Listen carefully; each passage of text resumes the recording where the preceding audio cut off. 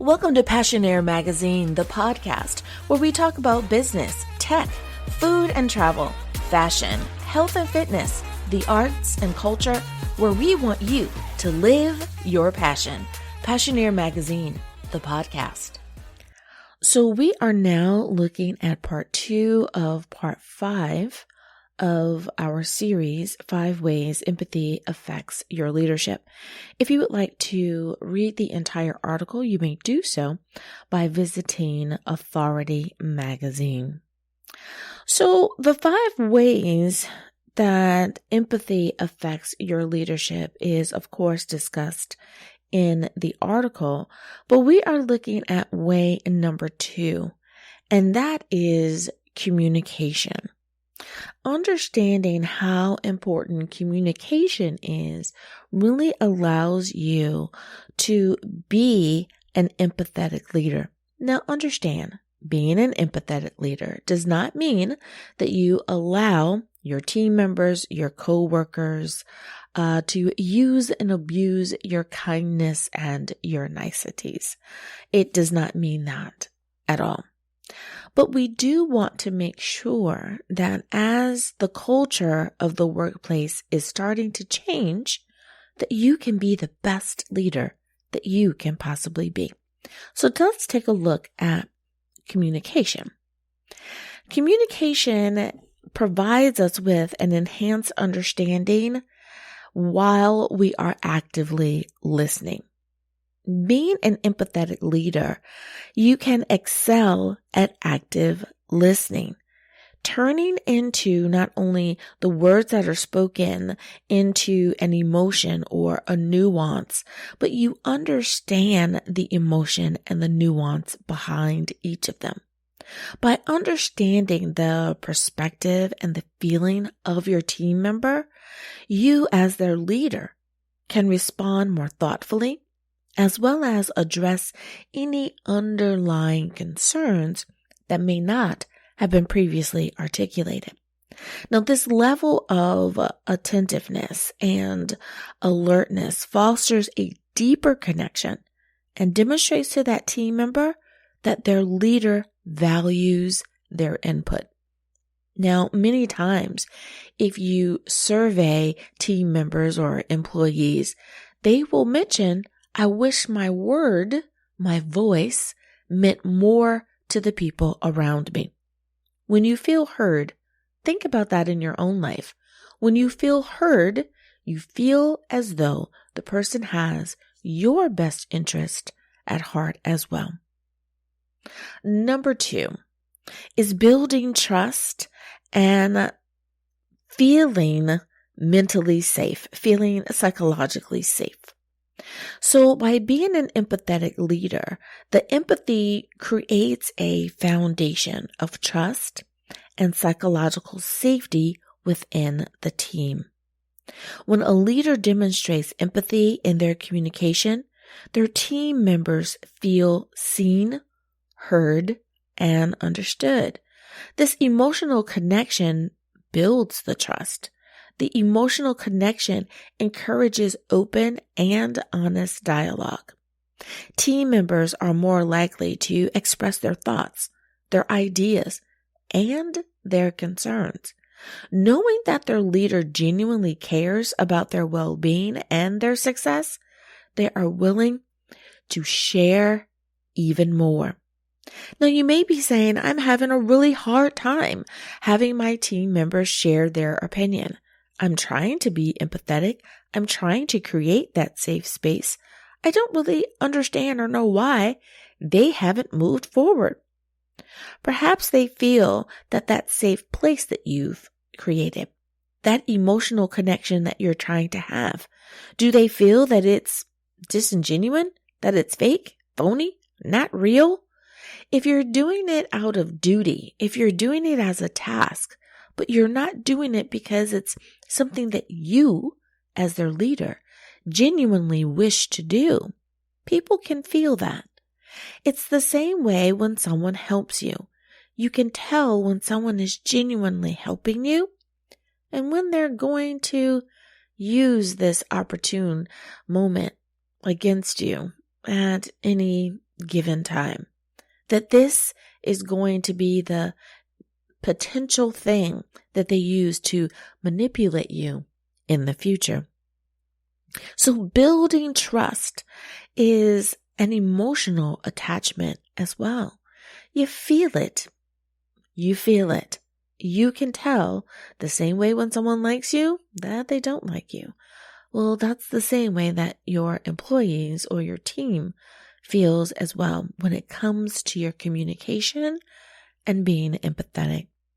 Number three is adaptability in your communication style. Empathetic leaders are adept at recognizing and adapting to the diverse communication styles of their team members. This is especially true if you have multiple generations on your team. They understand that different individuals might require different approaches in their communication. Now, whether through a written style or verbal style or visual means, empathetic leaders tailor their communication to resonate with the unique preferences and needs of each member. Again, this is especially true if you have a multi-generational, a diverse team that is comprised of different generations. This adaptability contributes to clearer and more effective communication. Now, of course, we understand that each generation has their way of doing things, but each generation also has their style of communication. Now, looking beyond just the board meetings or the team meetings or your round table moments, how you communicate with them on a one-on-one basis is also important. Now, that could be a podcast all unto itself. But understand that each generation, as well as each individual, has their preferred method. Find out, what do you need to do? Are you talking too much with too little visual? Are you presenting too many visuals and not enough concrete fact? Are you texting when you should be emailing? Are you emailing when you should be doing a quick FaceTime? Could this be a email instead of a meeting? So many times, the way in which we communicate what we need to communicate, we've used the wrong or ineffective platform.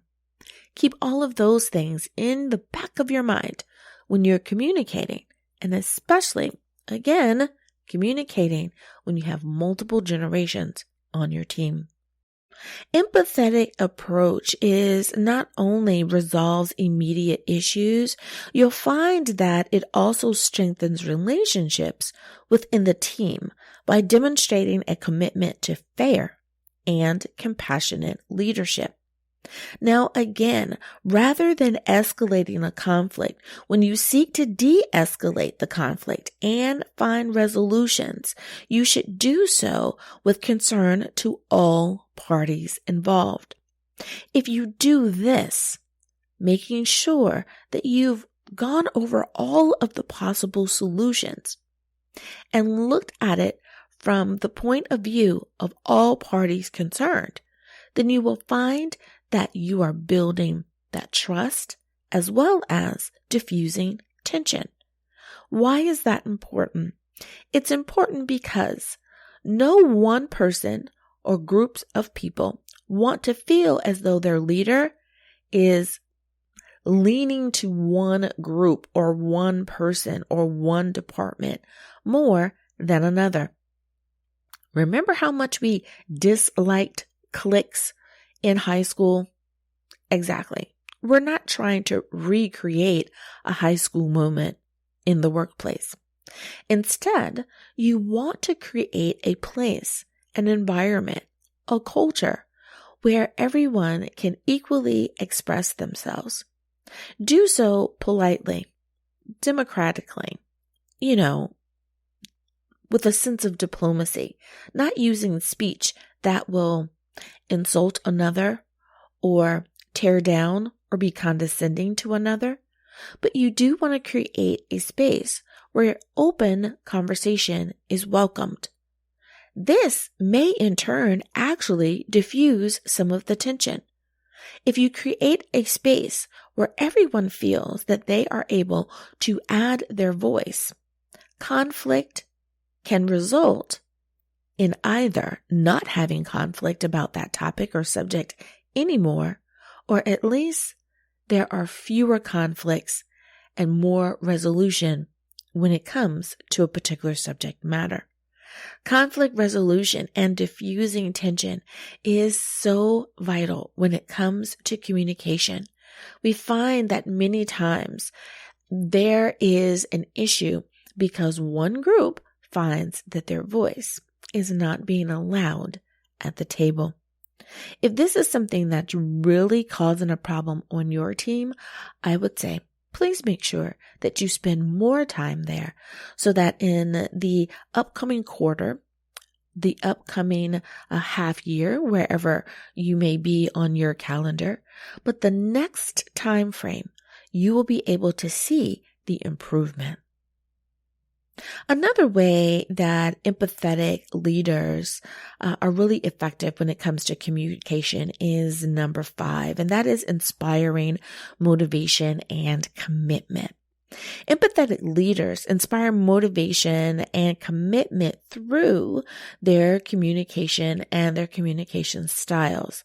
By understanding that aspirations as well as challenges and demonstrating how they value their team members, this empathetic leader can tailor their message to resonate on a personal level.